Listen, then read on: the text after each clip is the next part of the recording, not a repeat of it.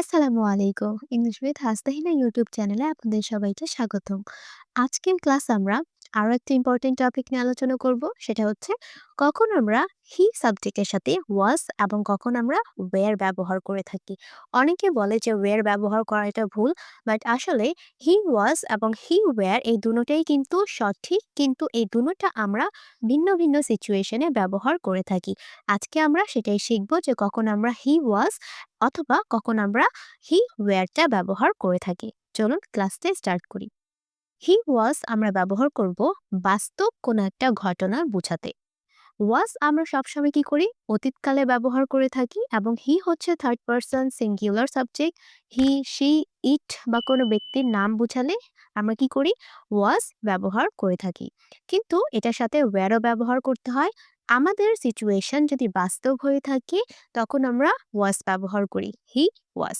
যেমন সে ক্লান্ত ছিল, এখানে আমি লিখেছি, আর যে আমি ক্লান্ত ছিলাম, আমি কোনো কিছু ছিলাম যদি বাস্তব হয়ে থাকে তাহলে কি হবে, ওয়াজের ব্যবহার করতে হয়। আমি ক্লান্ত ছিলাম, তাহলে আমি কোনো কিছু ছিলাম এটা বোঝাতে গেলে ওয়াজ লাগে। তাহলে আমি ক্লান্ত ছিলাম কি হবে, ওয়াজ আই ওয়াজ টায়ার্ড। ওকে, আমি ক্লান্ত ছিলাম, আই ওয়াজ টায়ার্ড। অথবা সে ক্লান্ত ছিল, সে কোনো কিছু ছিল এটা বোঝাতে বাস্তবের ক্ষেত্রে, যেটা একদম রিয়েল সিচুয়েশন, তখন আমরা কি করব, ওয়াজ ব্যবহার করব। হি ওয়াজ হি ওয়াজ টায়ার্ড। ওকে, সে ক্লান্ত ছিল, হি ওয়াজ টায়ার্ড। তারপরটা দেখি, সে গতকাল মিটিংয়ে ছিল। এখন সে গতকাল যে মিটিংয়ে ছিল এটা হচ্ছে একদম বাস্তব ঘটনা। সে মিটিংয়ে ছিল গতকালকে, অতীতকালে, এবং সে ছিল, তাহলে কি হবে, হি ওয়াজ এর ব্যবহার হবে। হি ওয়াজ হি ওয়াজ মিটিংয়ে ছিল, তাহলে he was in the meeting, in the meeting. Okay, he was in the meeting গতকাল, তাহলে ইয়েস্টারডে। ওকে, ইয়েস্টারডে। সে গতকাল মিটিংয়ে ছিল, তাহলে he was in the meeting yesterday. Okay, এখন আসি কখন আমরা হি ওয়্যার ব্যবহার করে থাকি। হি সাবজেক্টের ক্ষেত্রে সাধারণত আমরা জানি যে ওয়াজ হয়, কিন্তু হি সাবজেক্টের ক্ষেত্রে ওয়্যারও হয়। কিন্তু সেটা কখন হয়, হি ওয়াজ হবে বাস্তবের ক্ষেত্রে যেটা ঘটনাটা ঘটে গিয়েছে, এবং হি ওয়্যার হবে অবাস্তব ঘটনার ক্ষেত্রে যেটা কখনোই ঘটে যাওয়া সম্ভব না। এরকম কয়েকটা উদাহরণ আমি এখানে লিখে রেখেছি। ধরুন, কোনো একটা ঘটনা কখনোই ঘটবে না, সে কখনোই হতে পারে না, অবাস্তব ঘটনা, অবাস্তব পরিকল্পনা, এরকম বোঝাতে আমরা হি ওয়্যার, শি ওয়্যার অথবা থার্ড পারসন কোনো সাবজেক্টের সাথে আমরা কি করব, ওয়্যার ব্যবহার করে থাকি।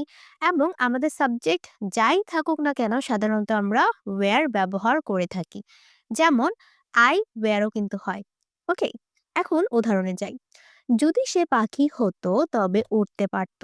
এখানে দেখেন, সে কখনো পাখি হতে পারবে না, এটা হচ্ছে অবাস্তব ঘটনা। তাহলে সে উড়তে পারত, এটাও হচ্ছে অবাস্তব, তাই না? সে তো আর পাখি হতে পারবে না, তাহলে কি হবে, যদি সে পাখি হতো। এখানে আমরা কি করব, যদি, যদির ইংলিশ হচ্ছে ইফ, তাই না? ইফ হি ওয়্যার, এখানে কি হবে, ওয়্যার হবে। এখানে কিন্তু আমরা ওয়াজ ব্যবহার করা যাবে না বা ওয়াজ ব্যবহার করতে পারি না। Okay, if he were a bird, bird, যদি সে একটা পাখি হতো, if he were a bird, তবে উঠতে পারতো। এখানেই পারতো, তাহলে কি হবে, তবে he could he could fly, তবে সে কি করতে পারতো, উঠতে পারতো। ফ্লাই মানে উড়া। If he were a bird he could fly, এখানে পারতো, এজন্য কি হবে, কুড ব্যবহার করতে হবে, ক্যান ব্যবহার করা যাবে না। ওকে, যেহেতু এটা আমরা অতীতের একটা অবাস্তব ঘটনা নিয়ে কথা বলছি। যদি সে পাখি হতো তবে উঠতে পারতো, if he were a bird he could fly. এরকম আরেকটা উদাহরণ, যদি সে কোটিপতি হতো তবে সে একটি প্রসাদ কিনতো। ওকে, কোটিপতি হতো, সে কিন্তু কোটিপতি না, এবং সে কোটিপতি হয়তো হতে পারবেও না, এটা হচ্ছে অবাস্তব। তখন কি হবে, ওয়্যার ব্যবহার করতে হবে। লিখি আমরা, if he were a millionaire.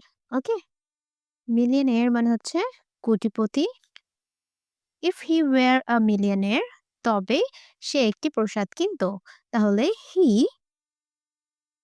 Would he would buy, কিনত, তাহলে he would buy a palace, a PALACE, palace, palace মানে হচ্ছে রাজপ্রাসাদ।